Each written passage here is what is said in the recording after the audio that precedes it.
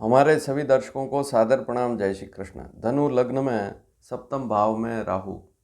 यदि आपकी धनु लग्न की कुंडली है, सप्तम भाव में राहु है, तो आज इस विषय को पूरा समझ पाएंगे कि राहु का क्या फल मिलेगा, विवाह के बाद कैसी स्थिति रहेगी और शारीरिक स्थिति कैसी रहेगी, इसके अलावा व्यापारिक स्थिति कैसी रहेगी, काम धंधा कैसा रहेगा, इस विषय पर चर्चा करेंगे।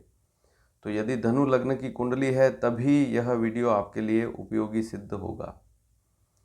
अब धनु लग्न को समझने के लिए सबसे पहले आप यहाँ पर एक कुंडली देखें। कुंडली में किस भाव को क्या कहते हैं यहाँ पर स्पष्ट दिया गया है। मेरे प्रत्येक वीडियो में मैं जानकारी दे रहा हूँ कि लग्न को कैसे देखा जाता है, अर्थात लग्न कुंडली को कैसे देखा जाता है। यहाँ पर इस चित्र से आप समझ सकते हैं कि किस भाव का क्या नाम है। जैसे जहाँ पर प्रथम भाव लग्न लिखा हुआ है, उस भाव का नाम प्रथम भाव लग्न ही कहलाएगा। या तो प्रथम भाव कह सकते हैं या लग्न कह सकते हैं। द्वितीय भाव को हमेशा द्वितीय भाव ही कहेंगे। अब एक बात ध्यान से समझ लें कि किसी भी भाव में कोई भी अंक हो सकता है। 1 से 12 के बीच में अंक का सीधा अर्थ है राशि। 1 से 12 के बीच में राशियां होती है और जो 12 राशियां हैं उनमें से कोई भी राशि किसी भी भाव में हो सकती है। आज धनु लग्न के बारे में चर्चा करेंगे। धनु लग्न की कुंडली में जहां पर प्रथम भाव लिखा है, अर्थात लग्न लिखा है, वहां पर 9 का अंक लिखा हुआ होगा यदि आपकी धनु लग्न की कुंडली है। और कुंडली के 7वें भाव में, अर्थात सप्तम भाव जहां पर इस कुंडली में आपको दिख रहा है, जहाँ पर सप्तम भाव लिखा हुआ है, वहाँ पर 3 का अंक लिखा हुआ मिलेगा। अब इसको कैसे समझें? तो धनु लग्न में 9 का अंक है तो लग्न का स्वामी गुरु कहलाएगा। जहाँ पर 9 का अंक लिखा हुआ है उस भाव का स्वामी गुरु होगा, वहाँ पर केतु लिखा हुआ होगा। और सप्तम भाव में जहाँ पर 3 लिखा हुआ है वहाँ पर राहु होगा। राहु के साथ अन्य कोई ग्रह है उसे नहीं देखना है, एक बार आपको राहु को देखना है, क्योंकि राहु के फल क्या हो सकते हैं उस पर चर्चा कर रहे हैं। तो सप्तम भाव में राहु है और 3 का अंक लिखा हुआ है, तो सप्तम भाव में राहु बैठा हुआ है, लेकिन 3 का अंक लिखा हुआ है सप्तम भाव में। तो सप्तम भाव का स्वामी कौन सा ग्रह कहलाएगा? बुध ग्रह कहलाएगा। अब ऐसी स्थिति आपकी जो कुंडली है धनु लग्न की है और उस कुंडली में सप्तम भाव में राहु बैठा हुआ है, तो उसके क्या फल हो सकते हैं? क्या राहु फल अच्छा देगा या बुरा देगा, यह कैसे समझें? सबसे पहले तो यह देखें, यह समझें कि धनु लग्न की जो कुंडली है उसमें लग्न का स्वामी गुरु होता है। और इस कुंडली में सबसे पहले आप दशाएं खोल कर देखें, विंशोत्तरी महादशा, क्योंकि दशाओं पर ही सारी बात निर्भर करती है। जो दशा का स्वामी है वही जो है तय करेगा कि उसकी दशा कैसी रहेगी। तो लग्न का स्वामी ऐसी स्थिति में गुरु होता है। और इस कुंडली में, धनु लग्न की कुंडली में यदि गुरु की दशा चल रही है, सूर्य की दशा चल रही है या मंगल की महादशा चल रही है, तो ऐसी स्थिति शुभ होती है।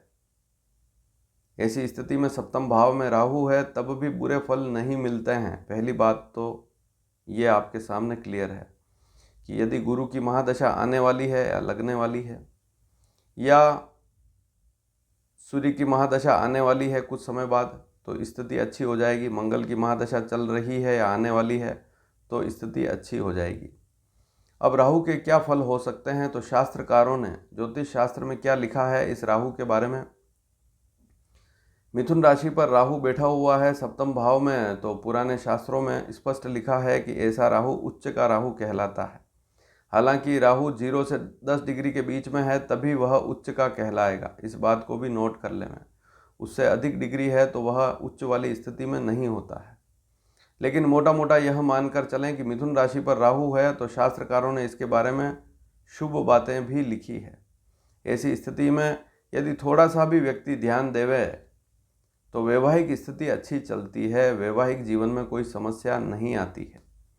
लेकिन कहीं कहीं ऐसा भी लिखा है कि जिस व्यक्ति लड़के या लड़की की कुंडली में ऐसा राहु है सप्तम भाव में, तो विवाह 2 या 3 भी हो सकते हैं। ऐसी बात भी लिखी है कहीं कहीं पुराने शास्त्रों में कि विवाह 2 या 3 भी हो सकते हैं। तो आपको सावधानी भी रखनी है। कब रखनी है? राहु की महादशा यदि आने वाली है तो ऐसी स्थिति में आपको सावधानी रखनी होगी। जैसे मान लीजिए आपको मंगल की महादशा चल रही है वर्तमान में, अब आने वाले समय में राहु की महादशा लगने वाली है।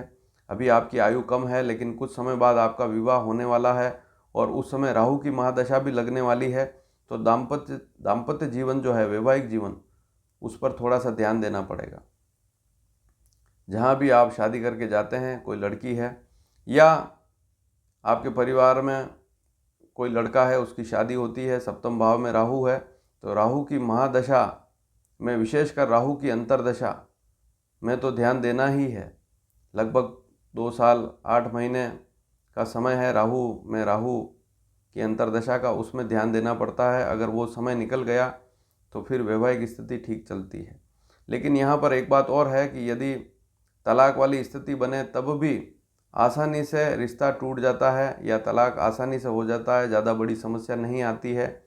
पति पत्नी आपस में मिलकर बातचीत करके इसको सुलझा लेते हैं और तलाक ले लेते हैं।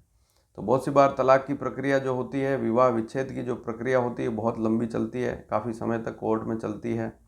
लेकिन ऐसी स्थिति में बहुत जल्दी तलाक वाली स्थिति बन जाती है इस राहु के प्रभाव से। अब यहाँ पर इस कुंडली में एक बात और समझें कि यदि सप्तम भाव का स्वामी बुध ग्रह अच्छी स्थिति में है, कुंडली में बुध को भी जरूर देखें और गुरु को भी जरूर देखें, क्योंकि सप्तम से ठीक सामने वाला वापस सप्तम से सप्तम, इस बात को ध्यान से समझें। सप्तम से सप्तम भाव कौन सा है? लग्न। तो लग्न के स्वामी गुरु की स्थिति भी जरूर देखें। गुरु अगर कुंडली में अच्छी स्थिति में है और बुध भी कुंडली में अच्छी स्थिति में है, और ध्यान दें कुंडली में सूर्य और चंद्रमा की स्थिति भी बहुत अच्छी है, तो फिर वैवाहिक समस्या नहीं रहती है। तो सप्तम भाव में राहु है, राहु की दशा आने वाली है, तो थोड़ा सा ध्यान देंगे तो वैवाहिक स्थिति ठीक चलेगी, ज़्यादा बड़ी समस्या नहीं आएगी, पत्नी से लाभ भी मिलेगा। तो कुल मिलाकर सप्तम भाव में राहु यदि मिथुन राशि पर है तो ऐसी स्थिति में वैवाहिक स्थिति ज़्यादा बुरी नहीं होती है। और यदि राहु की महादशा आने वाली है, अभी ही लगी है, तो थोड़ा तालमेल बनाकर रखें। और यदि तालमेल नहीं रखते हैं तो विवाह विच्छेद वाली स्थिति अर्थात तलाक वाली स्थिति बनती भी है, तो जल्दी स्थिति सुलझ भी जाती है। तो इस बात को भी ध्यान से समझ लें। और ऐसी स्थिति भी बनती है कि मान लीजिए आपकी कुंडली में सप्तम भाव में राहु है और आपकी पत्नी या आपका पति आपसे दूरी बना के रखता है, तो कुछ समय बाद वापस उसमें सुलझने वाली स्थिति भी बनती है। तो थोड़ा सा ध्यान देते हैं तो सफलता जरूर मिलती है, वैवाहिक जीवन में ज़्यादा बड़ी समस्या नहीं आती है। लेकिन राहु के साथ यदि शुक्र है, या राहु के साथ शनि आ गया, या राहु के साथ मंगल आ गया, या राहु के साथ गुरु आ गया, तो वहाँ पर थोड़ी सी समस्या बढ़ सकती है। इस विषय को समझना भी जरूरी है। राहु के साथ चंद्रमा आ गया, राहु के साथ सूर्य आ गया, तो वहाँ पर उस विषय को भी समझना जरूरी है। अब व्यापार की स्थिति भी ठीक चलती है, क्योंकि उच्च का राहु है, सप्तम भाव में मिथुन राशि का राहु है, और यदि मंगल की महादशा है, गुरु की महादशा है, या सूर्य की महादशा आने वाली है, लगने वाली है, तो व्यापारिक स्थिति ज़्यादा अच्छी रहती है। लेकिन यदि शनि की महादशा आने वाली है या लग चुकी है, या बुध की महादशा चल रही है, तो वहाँ पर स्वास्थ्य भी नरम रहता है, व्यापार में भी उतार चढ़ाव वाली स्थिति रहती है, क्योंकि धनु लग्न में सूर्य मंगल गुरु की महादशा ज़्यादा अच्छी रहती है। तो यहाँ पर इस विषय को भी समझें कि व्यापारिक स्थिति कब गड़बड़ हो सकती है। अगर दशा कहीं शुक्र की है या शनि की है या बुध की महादशा चल रही है, तो नौकरी व्यापार सभी में थोड़ी थोड़ी समस्याएं रहती है, दिक्कत आती है। अब बात आती है स्वास्थ्य पर। अगर बात करें तो स्वास्थ्य में बहुत सारे ग्रहों को देखना पड़ता है, लेकिन अगर सप्तम भाव में राहु है तो पेट से संबंधित छोटी छोटी समस्याएं हो सकती है। विशेष बात यह है कि यदि आपका वजन बढ़ रहा है तो विशेष ध्यान दें। पेट में गैस या पेट से संबंधित कोई बड़ी समस्या है तो यहाँ पर आपको ध्यान लगाना पड़ेगा। तो सप्तम भाव में राहु की स्थिति, धनु लग्न की कुंडली में सप्तम भाव में राहु है, तो उसकी क्या स्थिति हो सकती है, कौन कौन से ग्रह यहाँ पर सहायक सिद्ध होते हैं कुंडली में, और कौन सी दशाएं आपके लिए ठीक नहीं रहती है, उसको आपने समझा। वीडियो पसंद आया हो तो शेयर ज़रूर करें, धन्यवाद। जय श्री कृष्ण।